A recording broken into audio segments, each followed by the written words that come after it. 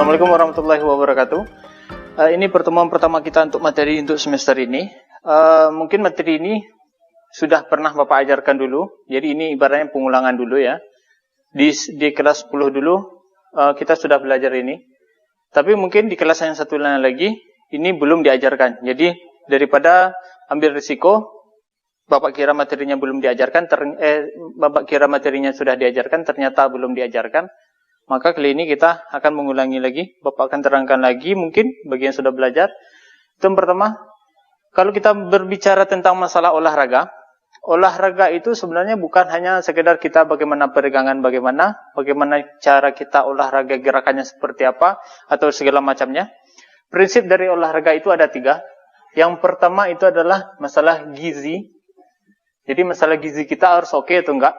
Ya. Yang kedua itu adalah masalah olahraganya. Yang ketiga itu adalah masalah istirahat. Oke. Ini masalah gizi. Ini masalah gizi berhubungan dengan apa yang masuk ke dalam tubuh kita dan apa yang keluar di dalam tubuh kita. Baik itu udara, pernafasan maupun bioel ya, BOL ya. Bioel ya. Itu tentang olahraga. Mungkin selama ini kita yang kita tahu olahraga itu adalah sesuatu yang bagaimana kita peregangan seperti yang Bapak bilang tadi, bagaimana kita pemanasannya seperti ini, tapi tidak. Ketiga hal ini itu saling berhubungan satu sama lain biar terjadi apa? Prinsip dari olahraga kan mencari kebugaran jasmani. Kebugaran jasmani bukan hanya dilakukan oleh olahraga saja, tapi ada istirahatnya juga, ada gizinya juga. Kita akan bahas dulu tentang gizi. Gizi, contohnya pagi tadi kita makan apa? Makan nasi. Di dalam nasi itu juga akan tergantung gizi. Gizi juga terbagi 2. Gizi makro, dan kedua adalah gizi mikro. Gizi makro dan gizi mikro. Gizi makro ini juga terbagi. Contoh misalnya, di dalam nasi, apa kandungan di dalam nasi? Di dalam nasi itu kandungannya adalah karbohidrat. Karbohidrat. Akulah lama tidak nulis payahnya. Ya makluminya ya, buru-buru atau segala macam kan jalih enggak? Agak silau ya, tapi enggak apa-apa lah, dimaklumi saja.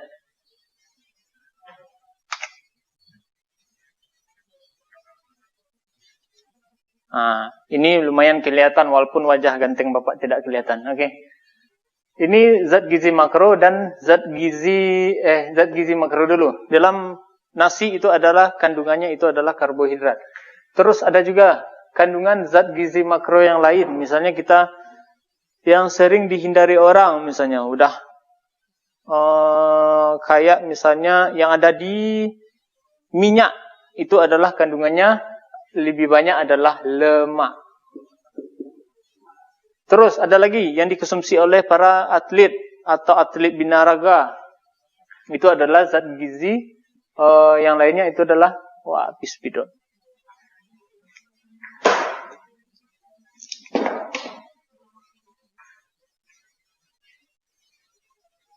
Yang lain adalah protein. Ini lebih jelas sedikit. 3 kandungan zat gizi makro ini itu adalah zat gizi yang paling banyak itu menghasilkan energi dalam tubuh kita. Contohnya seperti ini. Di dalam 1 gram karbohidrat itu mengandung 4 kalori. Di dalam 1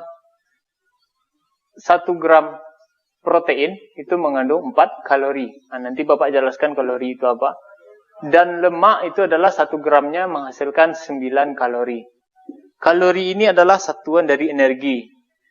Contoh misalnya satuan dari panjang apa? Meter atau sentimeter, desimeter, kilometer. Satuan dari berat apa? Kilometer, gram. Satuan dari energi apa? Itu adalah kalori. Ada kilokalori, ada kalori. Oke. Ini adalah penghasilan energi. Misalnya kita makan nasi 1 gram tadi pagi, kira-kira isinya itu adalah karbohidratnya 1 gram dan menghasilkan 4 kalori. Oke. Ini untuk pemakaian kalori atau kalori yang dihasilkan dalam per 1 gramnya. Coba kita lihat dari sini. Karbohidrat menghasilkan 4 kalori, lemak menghasilkan 9 kalori, protein menghasilkan 4 kalori. Ada satu perbedaan, satu persamaan, itu adalah ada 4 kalori, karbohidrat sama protein. Dan ada juga perbedaannya, kenapa lemak itu menghasilkan 9 kalori. Oke, menghasilkan 9 kalori. Ternyata, dari definisi ini, bisa kita ketahui adalah, jika Bapak mau membakar karbohidrat, misalnya Bapak ini spidol, Bapak lempar satu spidol ini, itu menghabiskan 4 kalori. Satu lemparan, ini kan gerakan, anggap aja ini gerakan olahraga, satu lemparan spidol, itu Bapak memakai 4 kalori.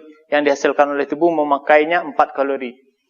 4 kalori ini, bagaimana kalau misalnya kita mau membakar 9 kalori? Kalau kita mau membakar 9 kalori, bagaimana? 9 bagi 4 berapa? Berarti kan 2 lebih sedikit.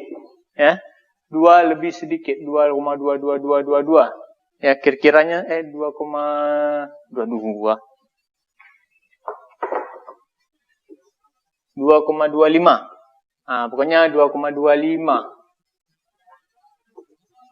Kira-kira aja lah. Ya.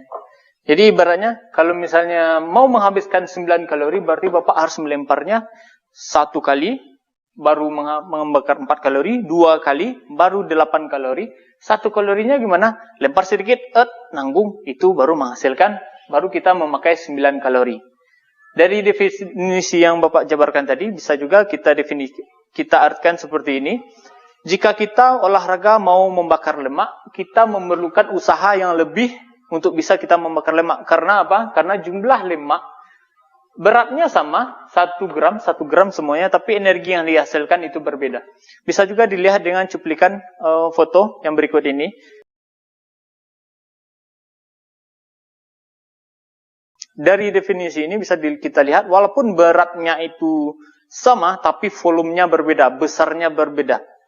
Bisa didefinisikan juga, bisa diartikan juga seperti ini. Bapak sok-sok definisi ya. Bisa diartikan juga seperti ini. Kita melihat teman kita kelihatannya kurus, ya, tapi isinya otot semua. Kelihatannya dia pakai seperti biasa. Dia kelihatannya kurus, tapi isinya otot semua. Beratnya mungkin 65 kilogram.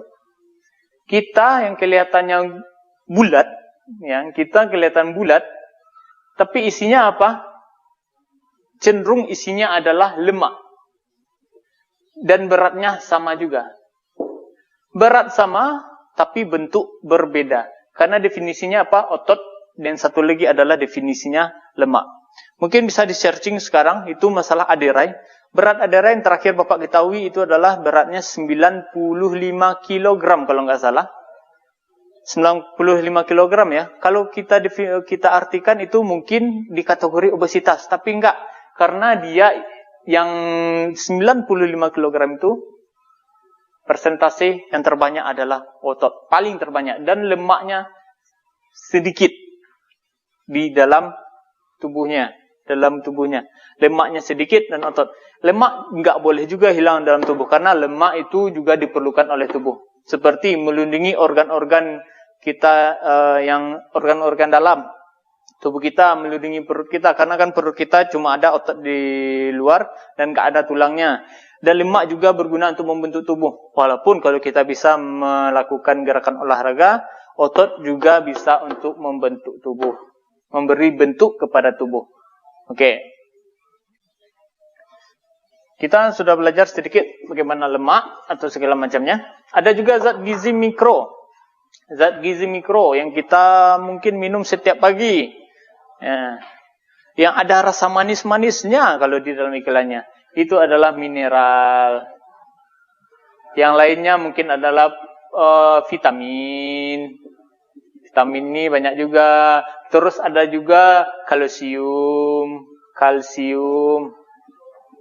Ada juga zat besi. Ada juga omega 3. Pokoknya banyak sekali zat gizi mikro. Dalam penghasil energi, zat gizi makro adalah penghasil energi yang ibaratnya utama bagi tubuh kita dibanding zat gizi mikro. Tapi kalau misalnya zat gizi mikro ini kita juga tidak ada, Kita mungkin akan lemas, kita akan segala macamnya lah, akan terasa nggak fit juga badan. Tapi kalau misalnya makronya nggak ada, badan kita lemas dan mudah juga terkena corona. Oke. Hapus dulu dikit. Kita membahas tentang lemak. Zat gizi makro. Contohnya seperti ini juga. Seperti Bapak bilang tadi, dari mana kita mendapatkan energi? Tentu dari apa yang kita makan. Oke. Dan contohnya seperti ini. Bapak seharian ini itu memakan atau mengkonsumsi makanan seharian dari bangun tidur sampai tidur lagi ya. Itu kira-kira itu memakai 1000 kalori. Memakan 1000 kalori. Dan Bapak mengeluarkan atau beraktivitas harian ini dari pagi sampai tidur lagi contohnya. Itu memakai energi kira-kira 900 kalori. Berapa? Mana yang besar pemasukan daripada pengeluaran? Tentu besar pemasukan. Berapa selisih antara kedua ini adalah 100 kalori. 100 kalori ini adalah kelebihan. Kelebihan kalori ini, 100 ini di mana disimpan? Di lemak. Lemak yang ada di sini.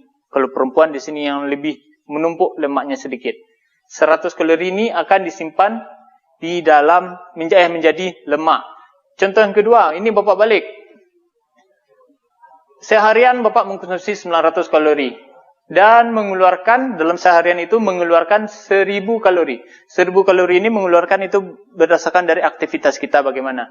900 kalori ini dihasilkan oleh apa yang masuk ke dalam tubuh kita. Dari melewati makanan. Pemasukan 900, pengeluaran 1000. Berapa selisihnya? Masih tetap 100 kalori. Berarti ini kurang asupan tubuh kita contohnya. Di mana diambilnya? Diambilnya itu dari lemak. Itu yang diambilnya dari lemak. Oke. Terus juga misalnya kita kembali dulu di sini. Ini kan ada kelebihan. Di mana tempat penyimpanan favorit ini anggaplah pria, ini wanita, ini pria misalnya. Ini badan, kaki, tangan, perempuan agak pakai rok segetek. Misalnya kan kaki, tangan. Oke. Pria, wanita. Penyimpanan favorit kalau misalnya presentasinya lebih banyak itu adalah laki-laki lebih cenderung untuk penyimpanannya di perut. Mungkin pernah lihat dia kurus tapi perutnya buncit. Laki-laki, tapi bukan bosan lapar ya. Berarti memang seharusnya seperti itu. Memang normal seperti itu, enggak masalah. Di perut, ya, itu untuk laki-laki lebih cenderung ke situ.